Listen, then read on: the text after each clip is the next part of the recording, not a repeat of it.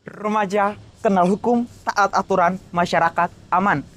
Visi Indonesia sebagai negara hukum tertuang pada pasal 1 ayat 3. Namun cukup disayangkan terjadinya pelanggaran peraturan yang dilakukan oleh remaja seperti kasus cyberbullying dan kurangnya penegakan hukum dari aparat membuktikan bahwa lemahnya sistem hukum yang ada di negara Kesatuan Republik Indonesia. Banyaknya peraturan yang dimiliki oleh bangsa Indonesia belum mampu memberikan keadilan bagi setiap warga negaranya dan belum mampu memberikan efek jera bagi para pelaku kasus cyberbullying. Pemerintah terus berupaya dalam menegakkan keadilan, terbukti dengan adanya Undang-Undang Nomor 39 Tahun 1999 yang mengatur tentang penghinaan melalui media elektronik dan Undang-Undang Nomor 26 Tahun 2000 yang mengatur tentang hak asasi manusia. Namun rupanya undang-undang tersebut hanya tergores dalam kitab undang-undang, sedangkan pada praktiknya tidak berjalan dengan baik. Lantas, bagaimana dengan peran para remaja? Apakah kita sebagai para remaja mengabaikan saja? Atau justru kita menjadi bagian dari yang melanggar peraturan tersebut? Saya sebagai generasi remaja merasa malu dengan tindakan pelanggaran peraturan dan ketidakadilan hukum yang ada di Indonesia.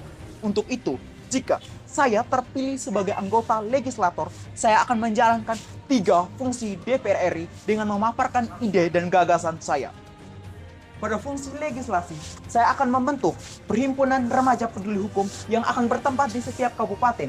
Tujuan dari Perhimpunan Remaja Peduli Hukum ini, mereka akan mengedukasikan remaja-remaja lainnya untuk bisa memahami dan mengenal hukum yang ada di Indonesia. Dan Perhimpunan Remaja Peduli Hukum akan melakukan kegiatan wajib dalam mengedukasikan remaja-remaja, seperti mengadakan perlombaan 4 pilar kebangsaan dan juga mengadakan lomba debat hukum, sehingga mereka bukan hanya mengenal tentang hukum, tetapi juga mereka mengembangkan skill dan inovasi yang mereka miliki.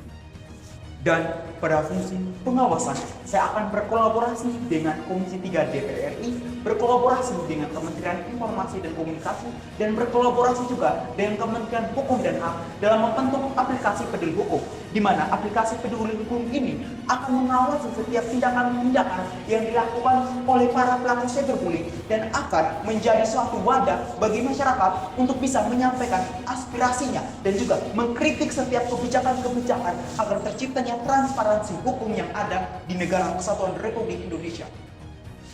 Dan pada fungsi anggaran, saya akan mengalokasikan dana kepada aplikasi peduli hukum dan kepada Perhimpunan Remaja Peduli Hukum. Dan juga saya akan memaksimalkan anggaran kepada merehabilitasi para korban dan pelaku dari kasus cyberbullying, sehingga di sini akan tercipta kenyamanan dan kedamaian bersama bagi para korban dan bagi para pelaku. Saya, Hieronymus Nangabuku, dari SMA Katolik Frater Andau, Dapil 1, Nusa Tenggara Timur.